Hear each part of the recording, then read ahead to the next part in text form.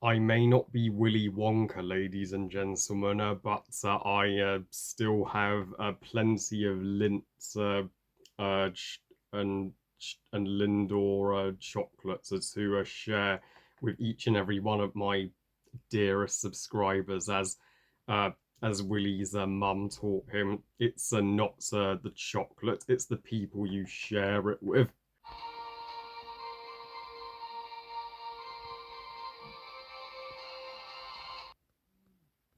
And you'll be in a world of pure imagination. The tickets man at the cinema today kindly handed me this free Wonka 4DX page where if you scratch the title, you can smell chocolate. Ah, that is good. Just like the chocolate smelling bench. That is good. Uh, Wonka, directed by Paddington director Paul King, and is the first Willy Wonka movie overall, and prequel to the original story by Roald Dahl, and produced by David Heyman, producer of the Wizarding World, the Paddington movies, and of course this year's Barbie. So, Wonka tells the story taking place years before the events of the original Charlie and the Chocolate Factory story, where a the world's greatest chocolate maker, Willy Wonka, played by Timothy Chamlet, arrives in London in hopes of opening his chocolate shop, which him and his mother dreamed about, and when chocolate business rivals bully him to ensure he does not sell chocolates on their turf. Willie uh, befriends a young a girl who lives with Olivia Colman's character named Noodle, and the two of them, along with a group of other people who are forced to work, help Willie stand up to all the bullies and all the doubters to get to his dream, to help him get his chocolate out to the world. And when Wonka was initially announced, I, like others, thought, okay, another Willy Wonka movie. How original. Like, can't you do a different Roald Dahl adaptation for a change? But the one uh, liquor of hope for this movie was that it was a prequel and not just another remake of the original story all over again. And with the director of the Paddington movies as some of the uh, finest British family films ever made, and David Heyman in the producer's chair. Wonka certainly uh, uh, could justify its existence with just the right uh, talent behind it. And though the trailers weren't the strongest, we said the same about the Paddington trailers, which were uh, just awful. And after seeing Wonka, this is such a enjoyable prequel, and the best Willy Wonka movie since the 1971 original. Undoubtedly better than the Tim Burton 2005 Charlie and the Chocolate Factory, which sucked. Lol. Each to their own if you're a fan of the Tim Burton version. Is this now the best Roald Dahl movie? No.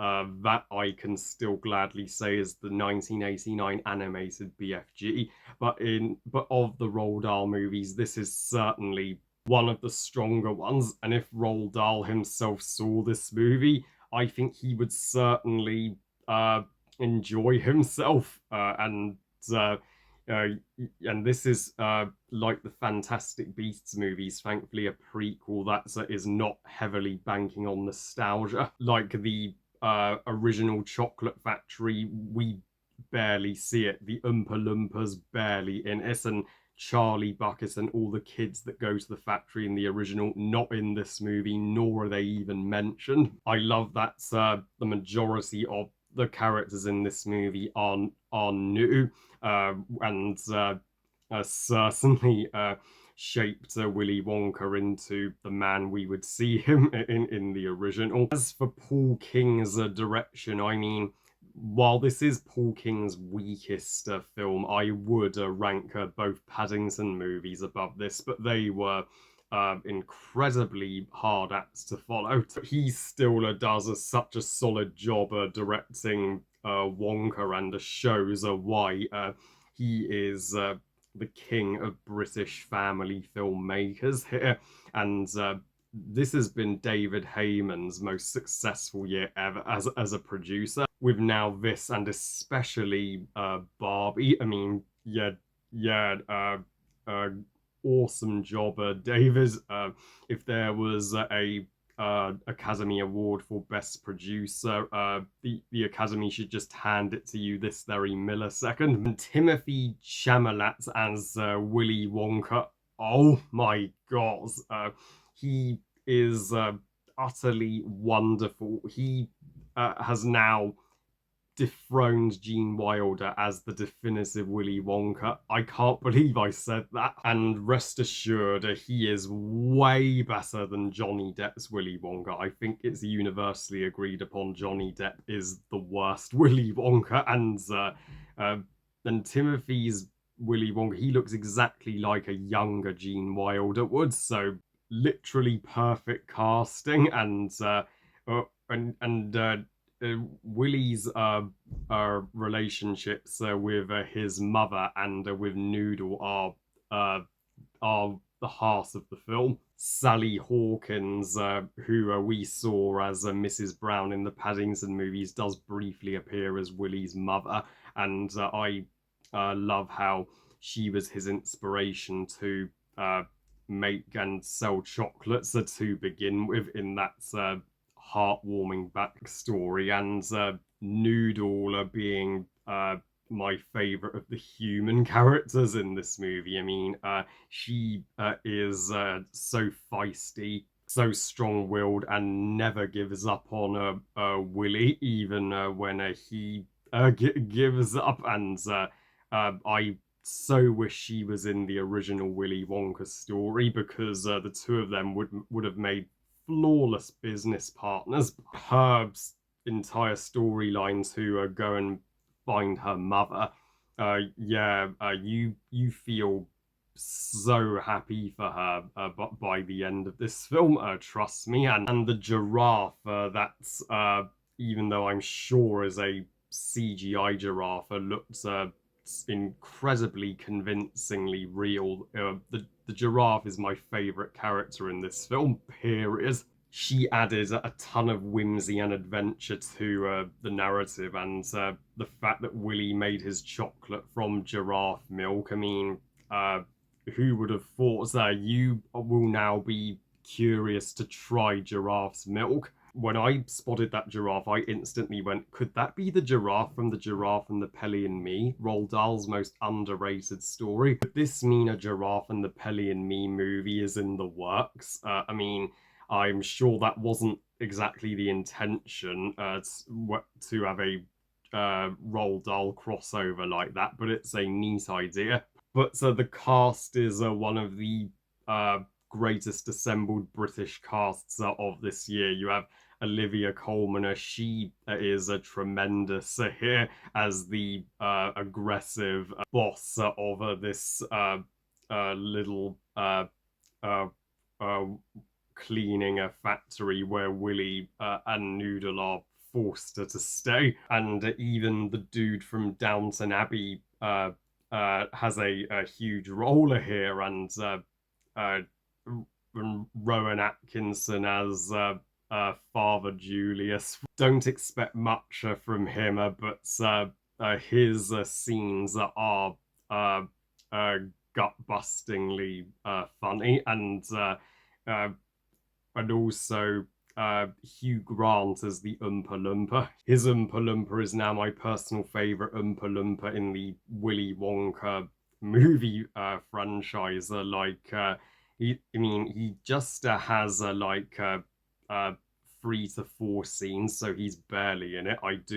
You kind of wish he was in it more, but he did manager to save the day in the third act, so at least he does have lots of relevance to the movie. Visually speaking, this movie has the best visuals of all the 3 Willy Wonka movies, and because the idea of Willy Wonka is that there are no limits to what you can do with chocolate, with a combination of whimsical and uh, uh, magical looking sets and CGI. We get chocolate that makes you fly in this movie, and chocolates that makes you grow a different hair and skin color, and a chocolate that just makes you a giraffe chocolate that makes you feel on top of the world. I will say Wonka is still far from a perfect movie, and my biggest negative would have to be the villains are annoyingly cliche, and the most by the numbers villains you could have picked for this story. Just the typical chocolates business rival villains who want Willy out of their town because they want to avoid competition with him. Even with the comedic talents of Matt Lucas and their villain song "Have You Got a Sweet Tooth? I Do" was honestly the most ridiculous song in the film. It's about as intimidating as a bedtime story, though the cop who they did hire to drive Wonka out of the town, and they constantly bribed him with chocolate, and to the point where he got as big as the Kingpin. Now that was the funniest part of the villain's storyline, but that entire plot twist with the head of the villains being Noodle's uncle and the brother of her father, that came out of nowhere, and it felt like it was just shoehorned in at the last minute. Also, I can see why some would sing along to the songs, as did not think this would be a musical, but the songs to me personally weren't all that memorable, and half of the time they sounded the same, with a similar rhythm to them. Well, with the exception of the Noodle song. Noodle song did make you care about her character even more. Wonka is still the must-see family movie this Christmas for the entire family. Just right to release this one at Christmas, with Christmas being the best time for chocolate. After watching this movie, you will wish you has chocolate oranges and Lindor chocolates and all the chocolate Santas from Wonka's, literally. I give Wonka 3 stars out of 5. Good movie. So yeah, I don't see any more Willy Wonka movies ever being made after this. I think they've covered everything, but I can't believe I still haven't talked about the Matilda movies on my channel or Fantastic Mr. Fox. So I still need to uh yeah get to more Roald Dahl movies. Well, I thank you all for watching. I hope you guys enjoyed this review. And what are your thoughts on Wonka? Is it one of your favorites Willy Wonka movies, and one of your favorite in the Roald Dahl movie canon? Please comment and let me know. Please like this video and subscribe. Please follow me on Twitter and on Instagram, and I'll see you all next time, where I review the 3 specials in one video for this year's Doctor Who 60th anniversary. And remember, movies are us. Bye, guys.